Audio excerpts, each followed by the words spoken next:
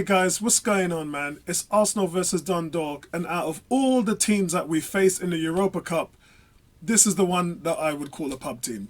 Yeah, I'm not really worried about all the others. I think that in some ways they're quite competitive, but this is the only one that I would call a pub team.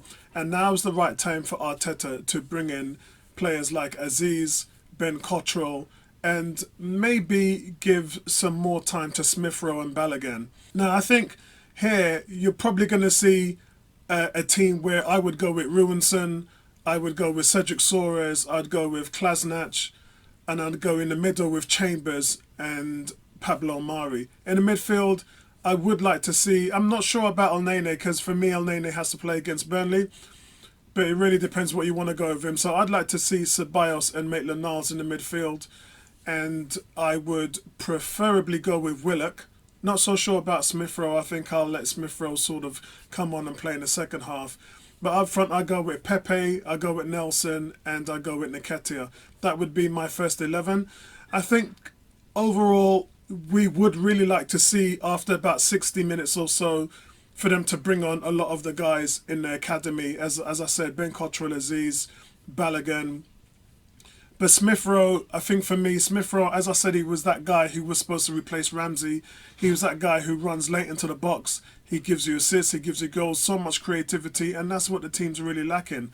So I'm really looking forward to seeing more of him. Since week one, all I've been talking about on this channel is Smith Rowe. That's it.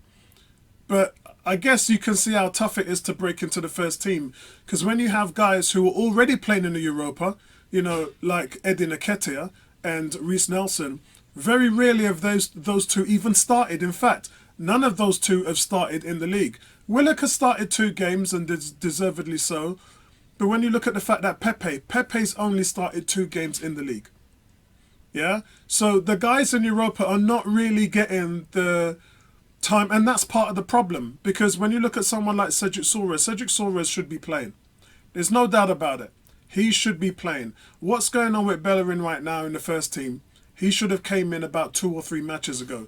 So you can see that there's a really slow transition from Mikel Arteta to really make that Premier League team competitive, or as competitive as the team on Thursday. So tonight it's going to be one of those nights where you just want to give those kids a chance. I thought it was going to happen in the previous game. It didn't. So I'm just hoping that this game is the one that they would need to kind of give them a little bit more confidence. One would say you actually play Aubameyang in this game, like you did. Look what it did for Lacazette last week. You put Lacazette in on Thursday night, let him gain a little bit of confidence, and it worked with him. Is the same going to apply to Aubameyang? I think it would. But the manager isn't going to go for it. He's just not going to play his prime asset, which is a shame. Because remember, against Rapid Vienna in the first game when we were 1-0 down, Aubameyang and Bellerin are the 2 guys who came on and changed the game. And obviously, Bellerin had the assist for the goal and Aubameyang scored. So that just show you what it can be like if you want to increase the confidence of those players who are just really, really showing poor form at the moment. But for me, guys, very disappointed about the Thomas Partey situation. I know Mikel Arteta said he shouldn't have come off the pitch when we were on a counter-attack. But Arteta, you shouldn't have played him.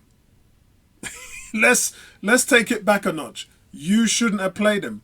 You knew that there was a 20% chance that he was going to get a recurring injury, and according to Arteta, it's around the same area. Stop your eyes. It's the same injury. Yeah?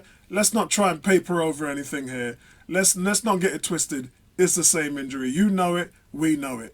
So the fact that you took a gamble and you lost, and I know he keeps saying that the player was asking to play. The player's been asking to play for 2 or 3 weeks. You're the boss. It's your decision to say no. As I said in the forums, Arsene Wenger would have never had played Thomas Partey.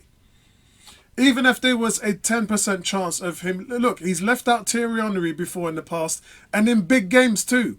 There's been times where we've lined up against Man United, Chelsea, and because of those slight issues or those chances, Wenger never took a punt on it. So it's strange that Mikel Arteta would do such a thing knowing how crucial it was to Arsenal. Look, it was a big game. You're playing Spurs. They were top of the league. We get it.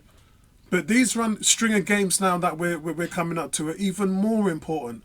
So I just think you made the wrong decision here, and hopefully you learn from that.